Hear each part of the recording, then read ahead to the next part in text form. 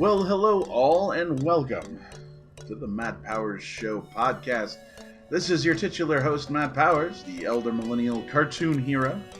Used to be superhero, now podcaster, because what else do elder millennials do these days? Hope you're all having a really exciting day today, whenever today is. We record these a little in advance, so I never know exactly what day they're going to drop on. As it turns out right now, the schedule has been every Saturday and Sunday. And, this podcast is designed just to be a conversation. I'm just having a conversation on the internet. I'm just having a discussion, really, with anyone who wants to listen. There's no big point to make, just a subject that I feel like I need to talk about. And instead of bothering my friends with it on the phone, I thought, well, I'll bother the internet with it. Maybe there's a place for that kind of conversation. Instead of commenting on what news articles came out or what new movie is in the theaters, I thought, well, it's a subject that just something that popped in my head that I thought, I've got something to say. Am I an expert on any of this? No, I'm not an expert. But I have been a nerd my whole life, and I've certainly put my time in with fandoms. So I feel like maybe I have a right to at least say my piece on a subject. Right or wrong, it's just an opinion. It's all subjective anyway. Today I wanted to talk a little bit about some of the ideas that I've been thinking about of where the MCU, the Marvel Cinematic Universe, can go moving forward. Phase 3 being done, we're in Phase 4 now. And if you're a fan of the MCU, certainly you know that Phases 1 through 3, the Infinity Saga, have sort of wrapped up. And now that we're in Phase 4, what we're starting to notice is this has a lot to do with the multiverse. But there's a lot coming down the pipe, right? It's more than just the multiverse. We know that we've got Fantastic Four coming. And they will become the cornerstone of the MCU. Make no mistake, where the Avengers were the center of Phases 1, 2, and 3, the Fantastic Four will 100% be the center of the MCU because they're the first family of the MCU. Of Marvel. They have to be. And, I really feel like while there might be another Avengers movie or two, the Avengers will start taking a back seat to the Fantastic Four and eventually the X-Men once we get mutants in the MCU. And I'm not saying we need that right away. They can take their time. They can take another 3 or 4 years on that. But here's some of my ideas of what I thought. The MCU is great when it has sort of a bigger story that it's trying to tell. And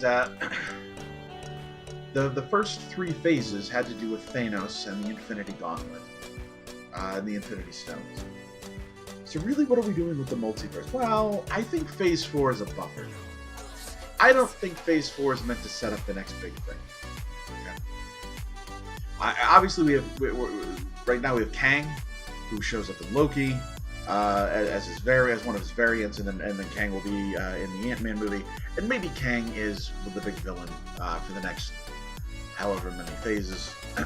But I don't see him. I don't see the multiverse being the focus of it. What I do see is definitively an argument for and against superheroes. Follow me on this. We need a big villain who isn't just Thanos, who isn't going to be we're just going to see him fight him once, then we see him a bunch. We need a villain who's going to be perpetual, like the Loki of the new phases.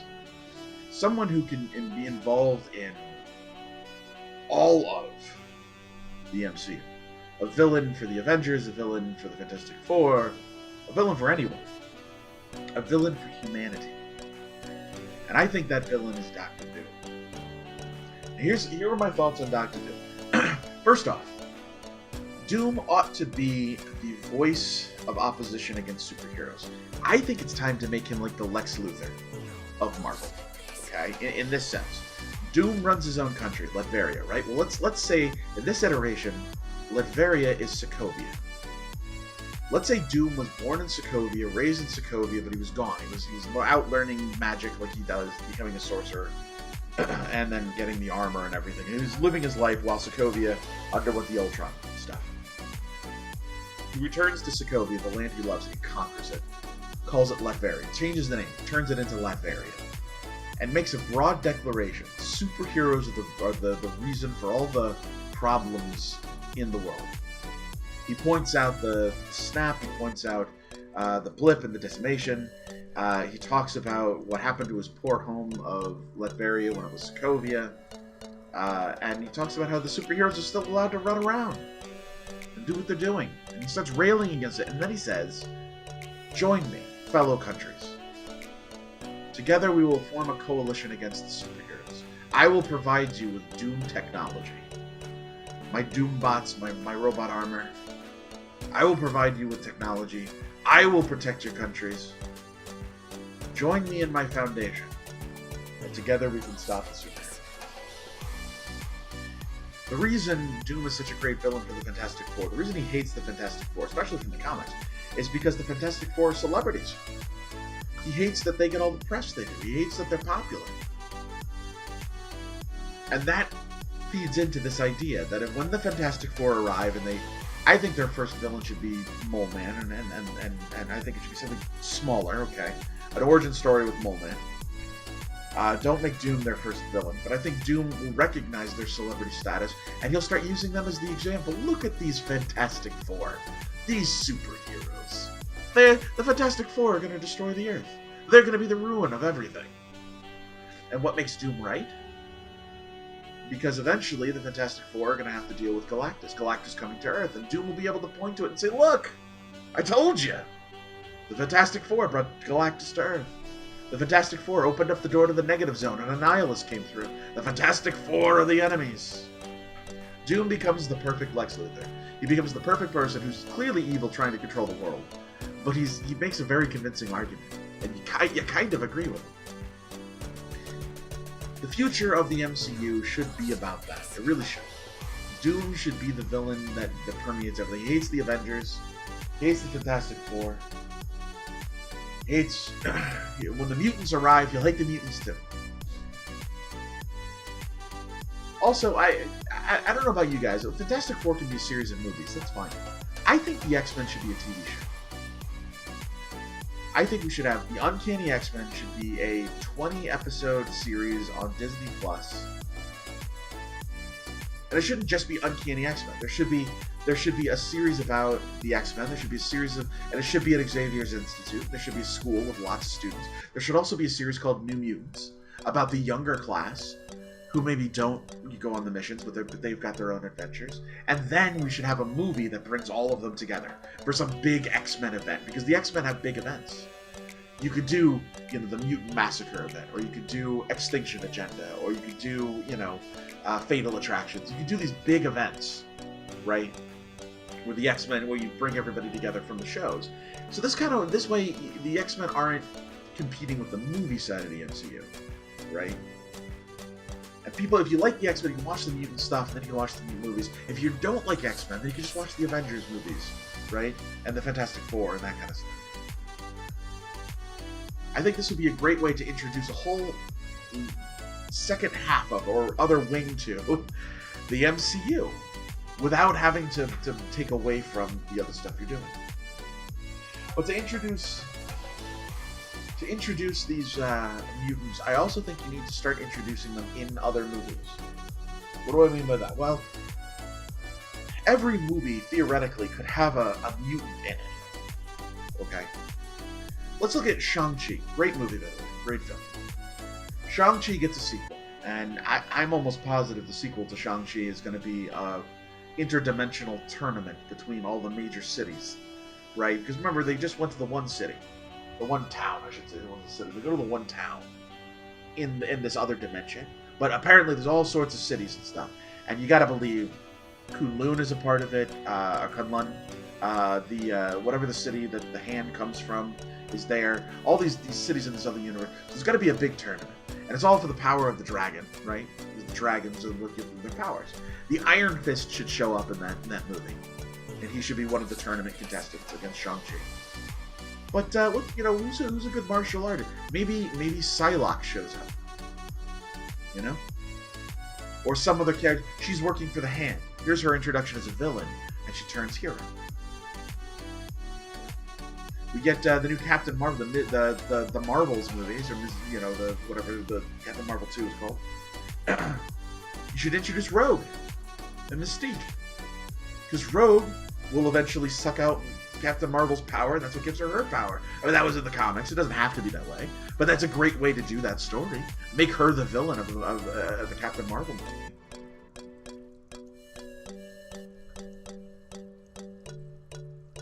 You know, if you have a movie like, the next Captain America movie, and maybe Captain America has to fight Hydra or something, and he's in a place like Louisiana, Baton Rouge, and we meet Gambit, right? You have a cameo from a character, and you're like, oh, hey, look, it's that guy. That way we can introduce the next Black Panther, right? And Wakanda could be dealing with trying to, help other countries there in Africa.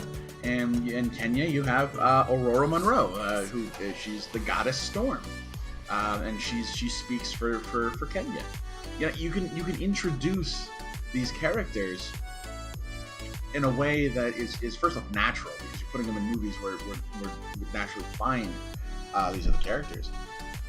But then when you get ready to do an X-Men movie or TV show or whatever, you already have the established characters. Now if you get an X-Men movie and you're bringing these characters together, you don't have to do origins for any of them. You don't have to spend 10 minutes out of a film explaining why Gambit is in Louisiana or why Storm is in Kenya.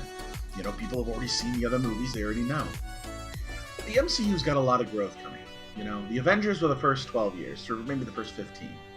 But the back 15 are going to be X-Men and Fantastic Four. That really is where it's all headed. And, that's okay. Like, the Avengers characters are great, and, we all have enjoyed the Avengers movies. Robert Downey Jr.'s Iron Man is absolutely one of the best interpretations of a character from a comic on screen that we've ever seen. But I like the idea that there's this sense of change, and that it's generational, right? These actors are aging out of the parts, these characters are aging out of their characters, and we're getting the next to say an Ironheart is going to replace Iron Man, and Haley Steinfeld's character will replace Hawkeye, and Yelena will replace Natasha. So you're creating legacy, which, if you want to keep an ongoing story going, that's how you do it. I don't know. The MCU's got a lot of growth to go, and I really feel like what it needs right now, it needs a Doctor Doom to sort of be this background villain, messing with everybody. It needs to introduce mutants in a way that, like, we can see these characters pop up in other films. You don't have to explain why mutants exist. Remember, in the early days of the X-Men comics anyway, there were only a handful of mutants in the first place. They were just beginning to pop up. Nobody knew who they were. Nobody knew they were mutants. They just thought they were powered people. It was only Xavier who would say to people, "Oh, it's a mutant." So it's you don't have to explain why all of a sudden there are mutants. There just are. If you want there to be a bigger explanation, say it was because of the snap in the play. Whatever, I don't care. You don't have to. And you can say there's only a handful of them and they're going to grow. There's going to be more and more that show up. And that's how you do that. That's how you introduce mutants to the MCU. That's how you put them in other people's films. I don't know. I'm really excited for the potential of the MCU. What do you guys think? What do you think the future of the MCU is going to look like? Do you think the Fantastic Four are going to be as central to the MCU as I think they're going to be, or are we going to stick with Avengers as sort of the core theory for the MCU, that the Avengers are the main heroes and everyone else is just sort of playing by their rules? Do you think that we need a Doctor Doom type character? Do we need a background, a villain who's touching everything? Or can we just do small villains in every film and then lead up to a big cosmic villain of some sort? I think Annihilus is going to play a big deal once we get the Fantastic Four and the Negative Zone. I think Annihilation will be one of the big storylines. We could do Secret Wars. We could introduce the Beyonder. Galactus, certainly. With the Eternals coming out, we're going to see, giant freaking space gods. So why not Galactus? It doesn't have to be in a purple sleeveless outfit. We'll MCU it up. It'll be a giant creature that goes, or that has his own spaceship that goes around sucking the life out of planets. What do you think? Leave some comments below. Tell me what you think, and I'll tell you what. Leave comments below, and I will do a reaction video during the week where I respond to all the comments. we'll continue this dialogue next week. We'll keep talking about this. If you have more to say than what you want to put in a comment, if you want to like a bigger narrative, comments, you just want to type something in there, that's fine. If you want to send me something more personal or something that you don't necessarily want the world to see, but you want me to see, and then we can talk about it, send me an email, davidcampproductions@gmail.com. I'll put the link in the description. Send me an email. Let me know what you think. I want to hear from you guys. Let's keep this discussion going. That's what this is. This is just a discussion. I'm just talking to the internet, and whoever hears it can respond. Do me a favor though. If you're gonna respond, please make it polite. Don't be rude.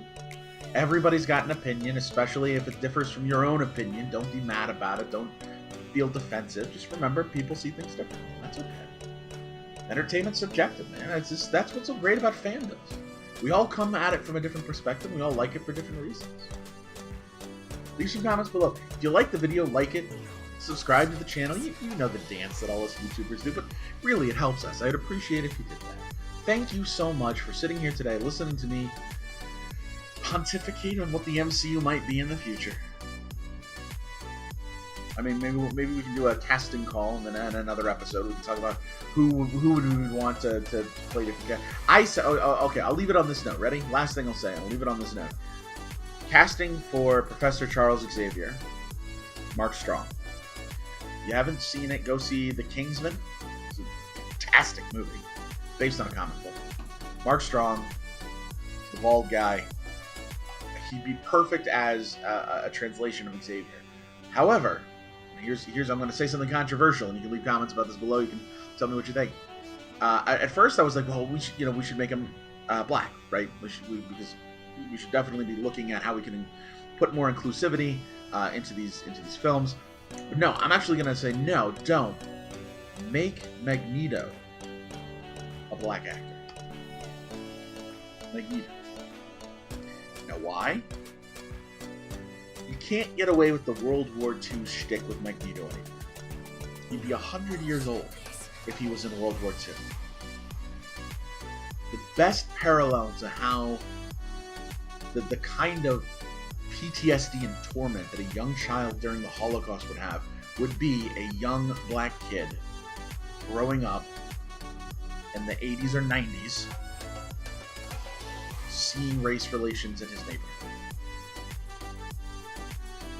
And I think that is where you draw that parallel from. Instead of Magneto being a Jewish Holocaust survivor who saw it happen once and now he's seeing it happen to his people again, you have him as a black American, an African American, who as a kid he saw racial disparity, he saw police injustice, he saw his entire community oppressed, and now he's seeing it again with mutants. I think it's the perfect parallel. Plus, it allows us to put a little bit of inclusivity into a property where the majority of the characters are just white. Though, X-Men is a little bit better than others, right? Because X-Men does have a lot of characters from different cultures. Obviously, I'm not discounting Storm or Bishop or Sunfire or I'm not trying to discount all the different cultures that are involved with the X-Men. I'm just saying, as a whole, a lot of the main characters, a lot of the leading characters that you see, Wolverine, Cyclops, Jean Grey, Professor X, Magneto, these are all traditionally white characters. We can afford to make some changes to try to reinvent the characters for the more modern day audience. But there's a lot of very powerful actors out there who just can't get really good parts because we don't do that. And I'm not saying this is the perfect casting, but imagine Idris Elba as Magneto. Dear God, that would be fantastic, right? Would that not? I mean, imagine him in the costume. Imagine him in the helmet. Imagine him doing his, his deep voice and his I'm the master of magnetism. Oh my God, that'd be so good. I got chills just now thinking about it. Anyway. That's not what this is about. That's a whole nother episode. Feel free to put some comments below about that. I'm not trying to start a please don't be rude. Don't be mean about it. Don't be offensive. Just, if you got any comments to make about that, that's fine. I'm just pointing something out. I'm just kind of, again, we're just having a discussion. Anyway, thanks for joining me today. I appreciate it. Like, subscribe, and as always, this is Matt Powers saying